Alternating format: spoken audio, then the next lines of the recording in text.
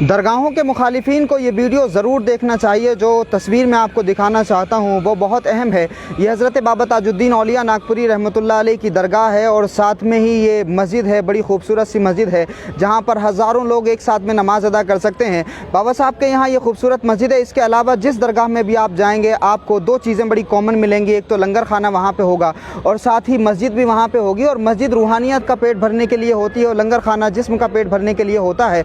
तो बताना यह है कि जो दरगाह मुखालिफ लोग हैं वो हमेशा इल्ज़ाम ये लगाते हैं कि जो दरगाहों पर जाने वाले लोग हैं वो नमाज़ें नहीं पढ़ते या नमाज़ों की तरफ उनका ध्यान नहीं दिलाया जाता। ये एक झूठ है, ये एक धोखा है जो कहीं ना कहीं उम्मत को इन सूफियाए किराम की बारगाह से रोकने के लिए दिया जाता है। ये तस्वीर मैं आपको इसलिए दिखा रहा हूँ कि सूफ़ी दुनिया का चाहे जो भी हो, हर सूफ़ी ने अपनी बारगाह में आने वाले मुसलमान मुरीदों को ये पैगाम दिया, ये ताकीद दी कि तुम नमाज़ों की पाबंदी करो, अल्लाह की बारगाह में झुको, अल्लाह के वफ़ादार बनो। और ये सूफिया हमेशा अपने मुरीदों को, अपने अक़ीदतमंदों को ये सिखाते रहे कि जो खुदा का वफ़ादार नहीं हो सकता वो बंदों का वफ़ादार भी नहीं हो सकता। सूफिया हमेशा लोगों को ये तरबियत करते रहे कि जो खुदा के सामने नहीं झुक सकता दुनिया उसके सामने नहीं झुक सकती।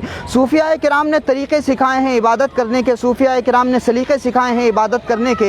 ये सूफिया वो हैं कि जो इबादतों में खुशू खुशू कैसे पैदा हो ये सिखाते हैं। ज़ाहिर उलमा फ़राइज़ बताते हैं, वाजिबात बताते हैं, नमाज़ों की सुन्नतें और नवाफिल बताते हैं, लेकिन सूफिया किराम उन्हीं सुन्नत और नवाफिल को किस तरह से अदा करना है, कैसे खुशू खुशू होगा, सूफिया किराम उसकी तरबियत करते हैं। दुनिया ये समझती है कि नमाज़ें मंजिल हैं, मगर सूफिया ये बताते हैं कि नमाज़ें मंजिल नहीं है, मंजिल पे पहुंचने का ज़रिया है। क्योंकि नमाज अगर एक अच्छा इंसान नहीं बनाती, नमाज एक अच्छा वफ़ादार शोहर नहीं बनाती, एक अच्छा बाप नहीं बनाती, एक अच्छी माँ नहीं बनाती, नमाज अगर हमें बुराइयों से नहीं रोकती, नमाज अगर हमें अच्छे कामों की तरफ नहीं लाती, तो इसका मतलब हम सिर्फ एक्सरसाइज कर रहे हैं, हम नमाज़ें अदा नहीं कर रहे हैं। तो हमारी नमाज़ों में खुशू खुशू कैसे पैदा हो और हमारी नमाज मंजिल तक कैसे पहुँचे, सूफिया यही सिखाते हैं। इसीलिए सूफिया की बारगाहों में जो नमाज़ें अदा करते हैं उनकी नमाज़ों का सुरूर, उनकी नमाज़ों का कैफ, उनके सजदों की लज्जत बिल्कुल मुख्तलिफ होती है। इसलिए जो लोग ये प्रोपेगेंडा करते हैं कि सूफियों के यहाँ या दरगाहों के मानने वाले नमाज़ें नहीं पढ़ते, कुछ लोगों की गलतियों की सज़ा पूरे समाज को, पूरे मुआशरे को नहीं दी जा सकती है। ये बिल्कुल ऐसा ही है कि कुछ लोग जो है इस्लाम का या मुसलमानों का हुलिया पहन करके आतंकवादी करते हैं, दहशतगर्दाना हमले करते हैं और फिर दुनिया उन चंद लोगों को देख करके इस्लाम पर आतंकवाद का इल्ज़ाम लगाती है। तो ये बिल्कुल उसी तरह का जुल्म है कि अगर आप चंद लोगों को देख लें कि वो नमाज़ें नहीं अदा कर रहे हैं, फिर उनकी बुनियाद पे आप पूरी कम्युनिटी को बदनाम करें, तो ये सरासर नाइंसाफ़ी और इस तरह की ज़्यादती करके ज़ाहिर आप अल्लाह की रज़ा हासिल नहीं कर सकते। एक और ख़ास चीज़ मैं आपको ये दिखाना चाहता हूँ कि ये बाबा ताजुद्दीन औलिया नागपुरी रहमतुल्लाह अलैह की दरगाह है, ये आप देख रहे हैं। और ये सामने ही हज़रत बाबा ताजुद्दीन औलिया नागपुरी के दरगाह के सामने ही ये शाही मस्जिद है और इस शाही मस्जिद में जो रुख है वो उधर की तरफ है, यानी क़िबला इधर है, जिधर मैं उंगली आपको इशारे दिखा रहा हूँ, क़िबला उधर है। जब नमाज के लिए लोग खड़े होते हैं तो सूफिया के यहाँ एक बड़ी ख़ास चीज़ ये सिखाई जाती है। सूफिया के यहाँ अदब सिखाया जाता है, सबसे पहले तमीज़ सिखाई जाती है, तहज़ीब सिखाई जाती है और ये बताया जाता है कि जिससे आप मुरीद हैं, जो आपका शेख है, आप उसकी तरफ पीट करके खड़े ना हों, आप उसकी तरफ अपने पैरों को ना करें।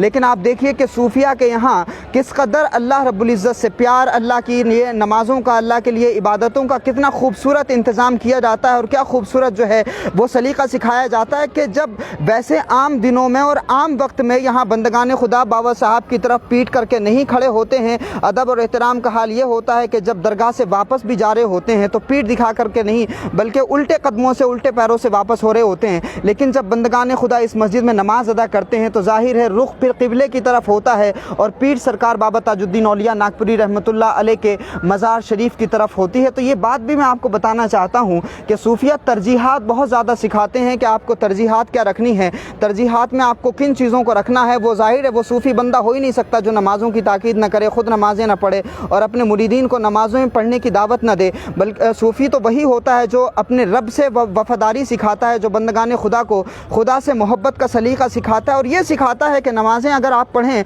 तो इस ढंग से पढ़ें कि आपकी नमाज़ें आपको मंजिल तक पहुँचा दें। ज़ाहिर है जो मंजिल है वो रज़ाए मौला है, वो अल्लाह और उसके रसूल की रज़ा है। हम नमाज़ों से लज्जतें इसीलिए हासिल नहीं कर पा रहे हैं क्योंकि हमारी नमाज़ों को तरबियत تربیت کرنے والا کوئی بابا تاج الدین اولیاء ناگپوری جیسا فقیر نہیں ہے۔ یہ درویش جب کسی کو نمازیں پڑھنے کا سلیقہ سکھاتے تھے اور جب ایسے لوگ سجدے کر دیتے تھے پھر ان کے سجدوں کے نشان زمین پر باقی ہوتے تھے۔ ہمارے سجدوں سے ہماری تقدیر نہیں بدل رہی ہے، لیکن یہ بابا صاحب جیسے لوگ ہیں کہ جنہوں نے زمین پر سجدے کر دیے تو زمینوں کی تقدیر بدل دی، اور اسی ناگپور کو دنیا بھر میں کسی اور حوالے سے جانا جاتا ہے، لیکن جب آپ ناگپور آئیں گے تو آپ کو اندازہ ہوگا کہ یہاں کا جو سوہارد ہے، یہاں کی جو محبت ہے، یہاں کا جو پیار ہے، یہاں کا جو آپسی بھائی چارہ ہے، وہ اپنے آپ میں دوسرے شہروں کے لیے بہت بڑی مثال ہے۔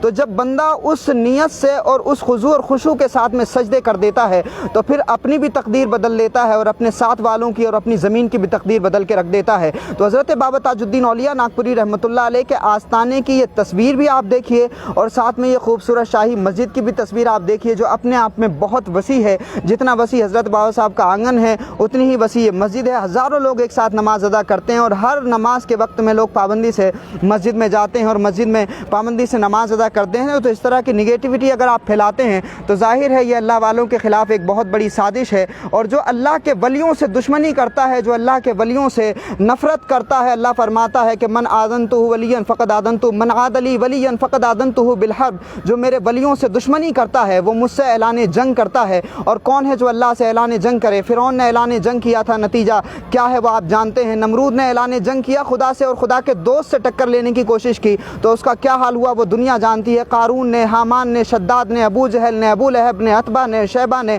یزید نے، اپنے وقت کے تمام شیطانوں نے جب اللہ والوں سے ٹکر لینے کی کوشش کی تو پھر ان کا انجام کیا ہوا یہ ساری دنیا جانتی ہے۔ اس لیے میں اپنے تمام بھائیوں کو دعوت فکر دیتا ہوں۔ ظاہر ہم لعنت نہیں کرتے، ہمارے بزرگوں نے یہ سکھایا ہے کہ آپ کو لوگوں کو دعوت دینا ہے، سلیقے سے لوگوں کو کنونس کرنا ہے۔ اسی لیے صوفیہ کے مسلک کا آدمی ہوں میں اور آپ کو دعوت فکر دیتا ہوں کہ اگر آپ صوفیوں کی بارگاہوں کے بارے میں اس طرح کا خیال رکھتے ہیں تو چھوڑ دیں اس خیال کو۔ صوفیہ ہمیشہ نمازیں سکھاتے رہے، نمازیں بتاتے رہے، نمازوں میں خضوع اور خشوع کی کیفیت کیسے پیدا ہو، عبادتوں میں معراج کیسے حاصل ہو، یہ ہمارے صوفیہ سکھاتے رہے ہیں۔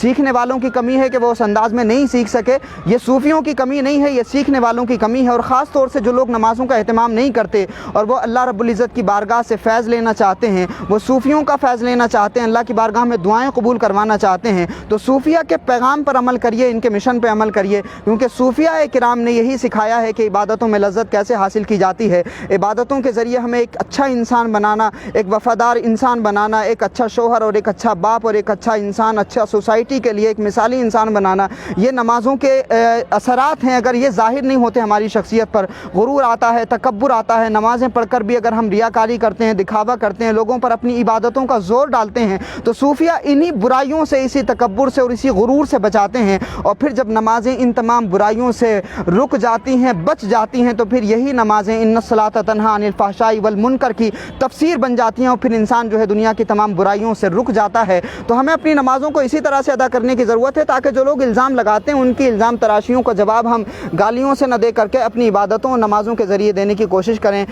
میں سمجھتا ہوں کہ اس پیغام کو آپ ضرور دل سے سنیں گے اور اس کو لوگوں کے ساتھ میں بھی ضرور ساجھا کریں گے۔ بہت شکریہ ہمارے ساتھ جڑنے کے لیے۔ السلام علیکم ورحمۃ اللہ۔